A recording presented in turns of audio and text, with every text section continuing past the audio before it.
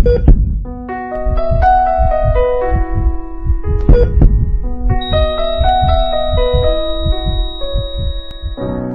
semua menghilang, kau tetap setia menjaga.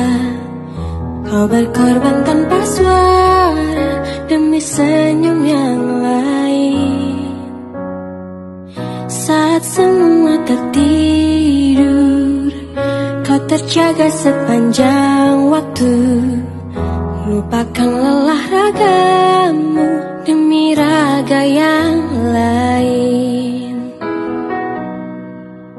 Dunia telah tersenyum melihat kau bertaruh nyawa. Tak pedulikan yang kau punya demi raga yang lain. Engkau pahlawan dunia, Tuhan yang kan membalas semua jerih lelah yang tak ternilai demi raga yang lain. Tenaga medis yang terlibat bukan saja berat secara tugas, tapi mereka adalah orang-orang yang paling berisiko terpapar.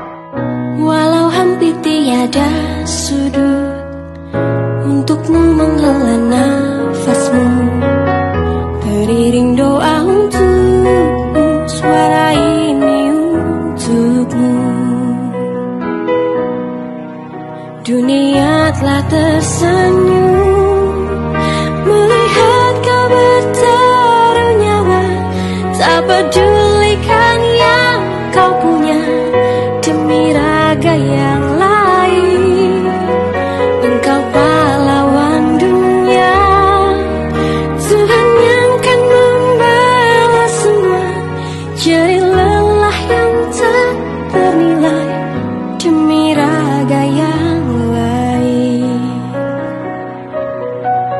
Jerih lelah yang tak ternilai demi raga yang lain.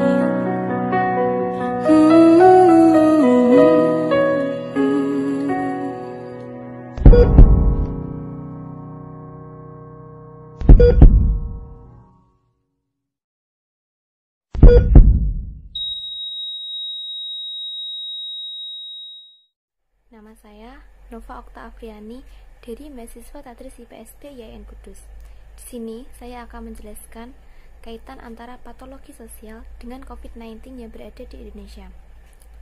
COVID-19 atau yang sering disebut virus corona adalah virus yang menyerang sistem pernapasan. Virus corona bisa menyebabkan gangguan ringan pada sistem pernapasan, infeksi paru-paru yang berat, hingga kematian. Virus corona ini menular dari manusia ke manusia, lebih banyak menyerang lansia. Virus ini sebenarnya bisa menyerang siapa saja, mulai dari bayi, anak-anak, hingga orang dewasa, termasuk ibu hamil dan menyusui. COVID-19 menyerang tanpa memandang kaya atau miskin, pejabat atau rakyat jelata, tak pula memilih warna kulit, semua berpotensi terinfeksi. Nyaris di hampir semua negara di belahan dunia sedang panik mengatasi pandemi ini. COVID-19 atau yang dikenal dengan virus corona saat ini telah menjadi ancaman global dan sudah cukup terlambat untuk diantisipasi karena penyebarannya yang semakin meluas. Infeksi virus corona pertama kali ditemukan di kota Wuhan, Cina pada akhir Desember 2019. Virus ini menular dengan sangat cepat dan telah menyebar ke hampir semua negara termasuk di Indonesia.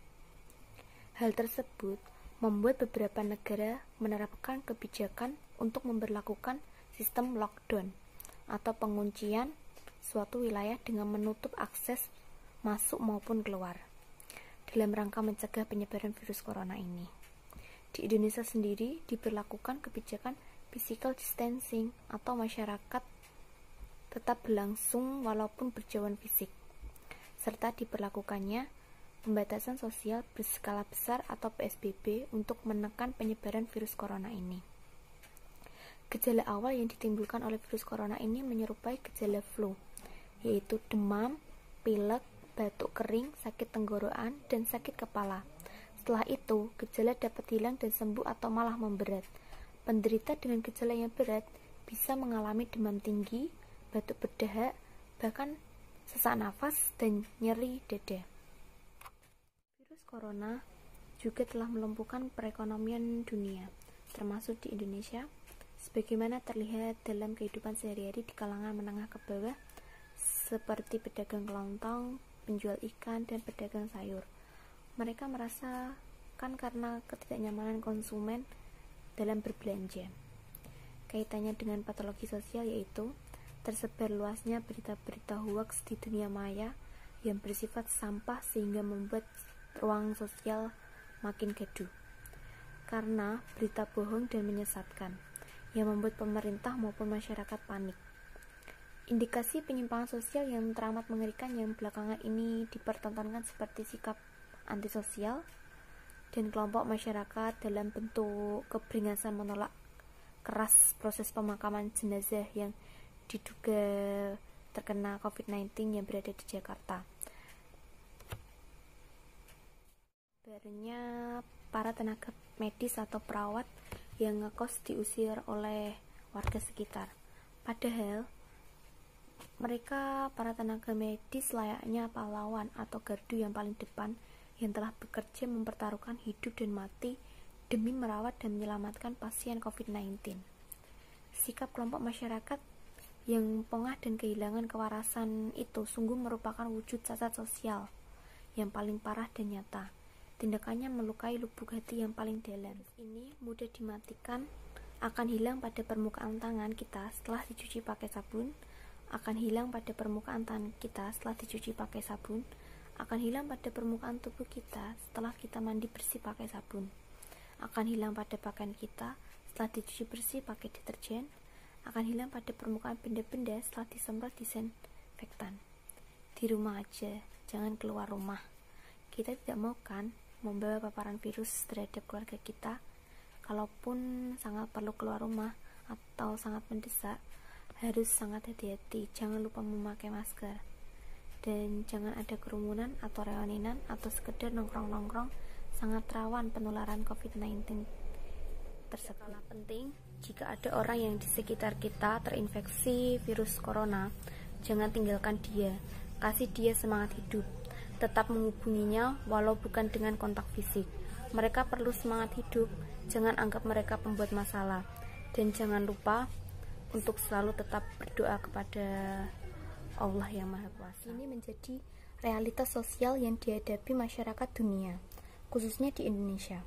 Dampak wabah virus corona ini menciptakan kematian, penyakit, kekurang nyamanan, kekurang puasan, dan kemiskinan.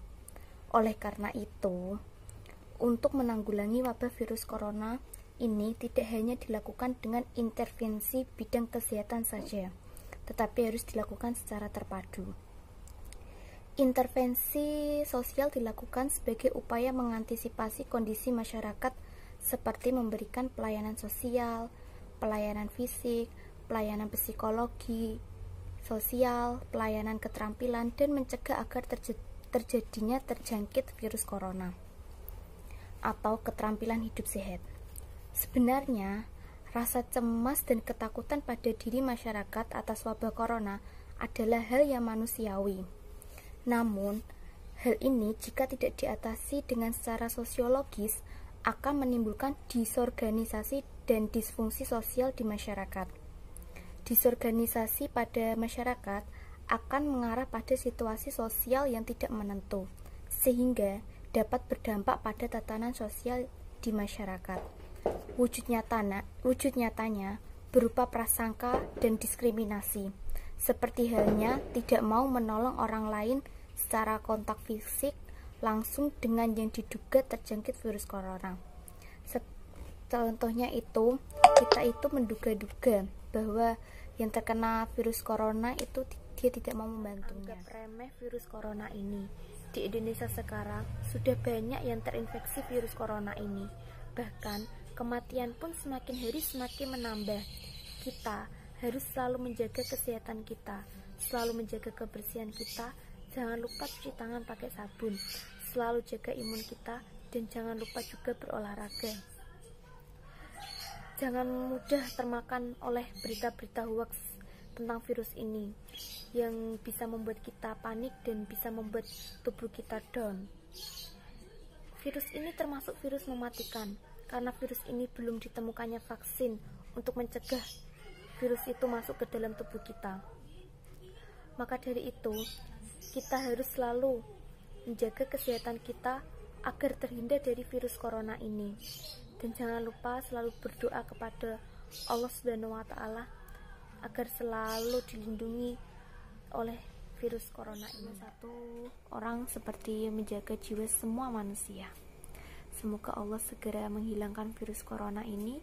Semoga virus corona segera hilang, segera musnah, pergi dari muka bumi ini.